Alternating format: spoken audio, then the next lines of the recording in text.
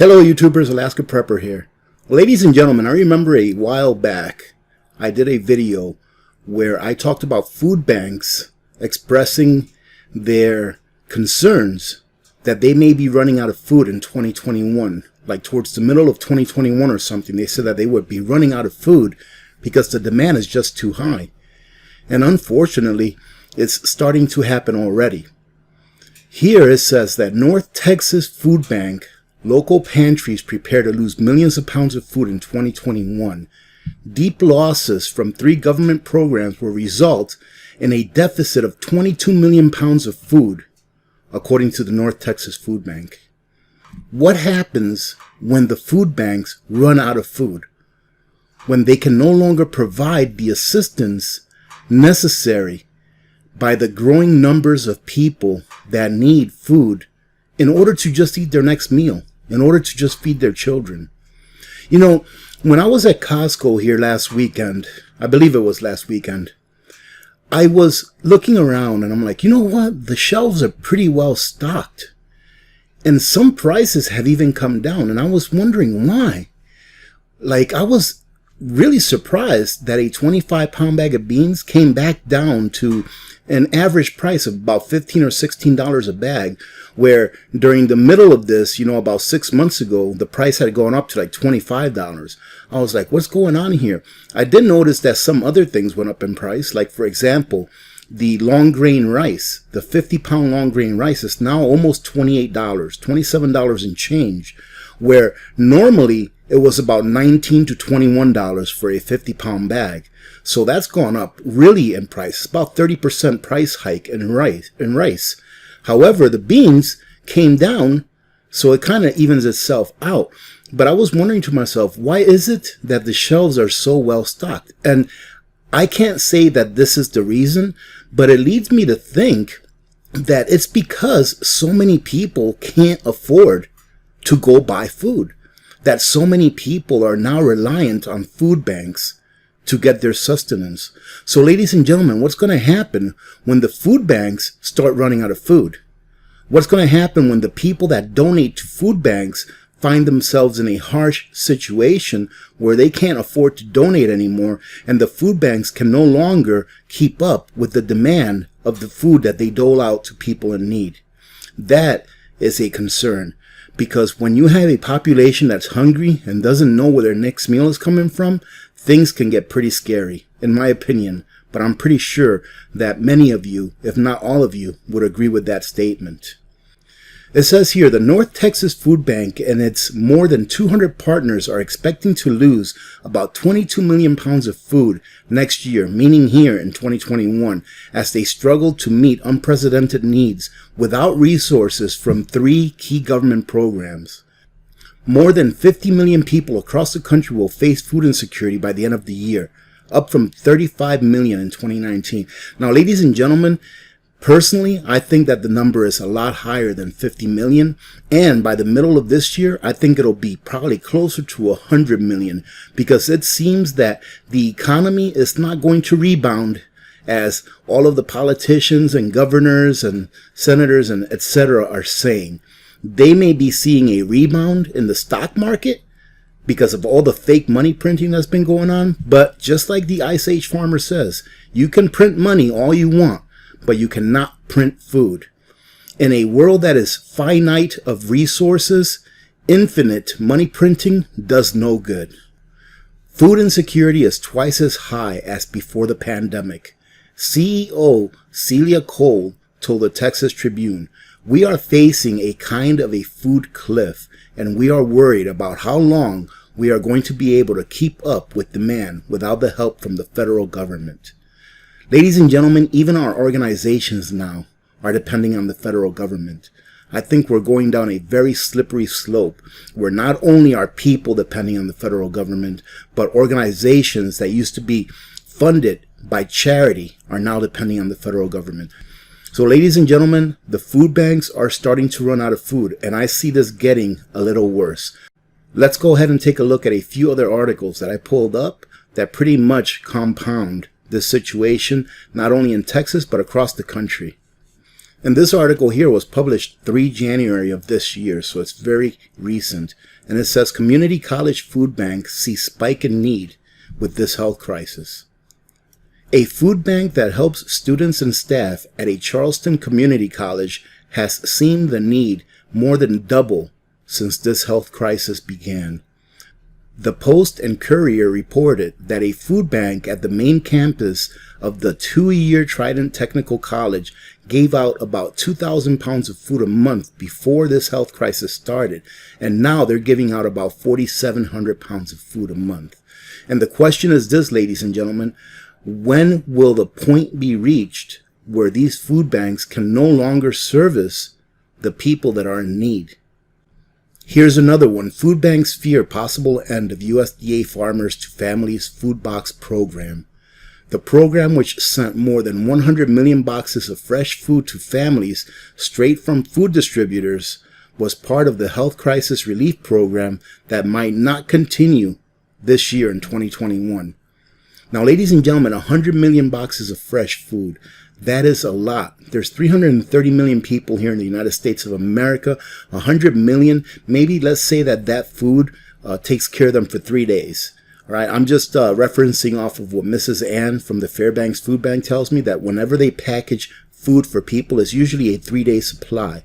So that's 300 million days worth of food that they've doled out to people, if you think about it that way. That is a massive amount of food. Where are these food banks going to continue to get all of this food? And unfortunately, I feel that it's going to get worse before it gets any better. So this is what I would say, and this is what I would do and am going to do. Now that there is food on the shelves, if you can afford it, if you get your stimulus check that you're supposed to be getting, or if you've already gotten it, if it were me, I would spend the majority of that money on putting away foods that will last a long time. Canned foods, of course, rice, beans, pasta. If you don't want to buy canned spaghetti sauce or things like that, then buy the ingredients that you can use to make your own spaghetti sauce to go with that pasta. If you don't know how to can meats, learn how to can meats or buy canned meats. Right? Learn how to do these things now and do them now, before the time comes where those shelves are empty. Because think about the worst scenario. If food banks can't get food anymore, but there's still food on the shelves, right? And people are not as charitable as they used to be because they themselves are struggling and can no longer give because the food on the shelf is getting more and more expensive and it's consuming a larger portion of their income to feed their families, so they can no longer give like they used to give. Then what's going to happen to the food on the shelves? What's the government going to do? If the government sees something sitting somewhere that's in abundance, and then they see something going on in a different part of the country or throughout the country that needs that resource, you know what? I think that the government is going to reach out and take that. They're probably going to limit corporations that sell to the big box stores and supermarkets or wherever we're used to getting our foods. They're going to limit them as to how much they can sell them so that the government can get their share to pacify the people that are in need. And then what's going to happen to the food that is left on the shelves, ladies and gentlemen? In my opinion, it's going to go up in price extremely high. It's going to double, triple, and even higher, go even higher in price. And that's just because of the demand and supply. Take into account all of the inflation that's been going on into our financial and economic system. Take that into account as well. I think that here within the next year or two, food will be at least double what it is now. And I hope I'm wrong. I hope that a year or two from now, you can be looking back on this video and saying, look at that, food prices are the same, everyone is okay, everything turned out great. I hope that's the way it is. But remember that the stock market is at an all-time high. Ladies and gentlemen, when that stock market, when the wealth in the stock market, when all that money in the stock market starts to leach out into the economy, inflation is going to ensue. There's going to be more money going after the same amount of goods that there are today, which means that prices of things will inflate. Not only will we see inflation, but we will see shrinkflation.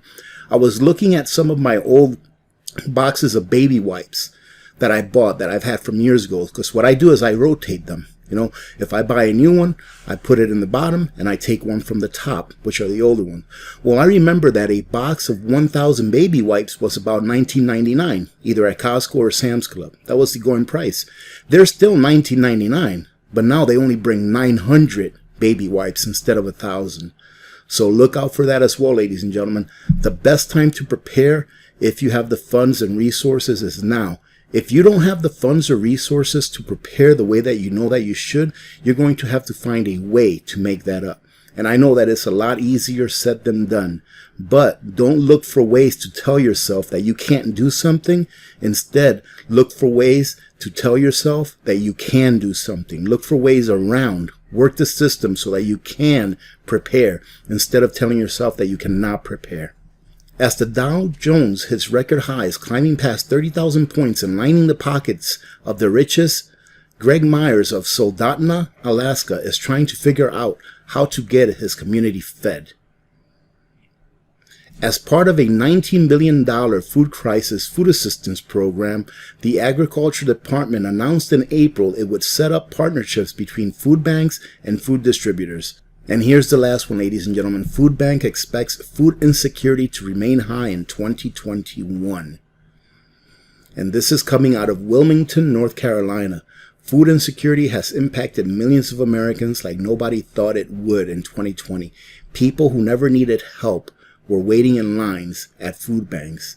In the beginning of this health crisis, we were not prepared for the increase in volumes of the numbers of people we're seeing. Across the nation, people who had never needed help putting food on the table had to wait in long lines for food. Major suppliers like Smithfield's Food stopped producing their normal amounts, which cut back on donations. And there you go, ladies and gentlemen. Donations are starting to dry up. Now these food banks are going to be very reliant on federal help, which is the wrong answer. However, the average person has no more money. We are all engulfed in debt. There is so much debt out there. When you take a look at those food lines that you see nowadays on TV or on YouTube or wherever, take a look at the cars. Very nice cars lining up behind each other. I would say that probably about 95%, if not more, of those cars that are lined up are financed. So people are having to get in line to get free food so that they can afford to pay their car note so that they can still have a car to get around. Now, if you don't find yourself under that kind of duress, then you are very lucky and you ought to thank your lucky stars. If you are able to, prepare now, ladies and gentlemen. If you're already prepped, continue to prep, because you never know if that 50-pound bag of rice that you bought that you thought you didn't need, you may end up needing it, or you may be able to help someone with it. All right, so continue to prep, continue to fill all your gaps. If you have room to buy more food, even if it's more than what you need, buy it. Ladies and gentlemen, I went ahead and started the Ladies and Gentlemen's Club. All right, so if you see a little blue box under the video that says join, that's what that is. What you will be seeing there is you'll be seeing some extra videos just like I put up on Patreon. And once a week I will be doing a live stream. However, I'm going to wait till we have at least 10 or 15 or so members before I start doing live streams. But what I will do until then is I will provide you all with the link to the Patreon live stream that I do once a week now. That way, if you guys want to join in on that, you can, until we start having live streams in the Ladies and Gentlemen Club. All right, so if you'd like to check it out, go check it out. It truly does help to support what I do, so I would appreciate it if you guys at least check it out.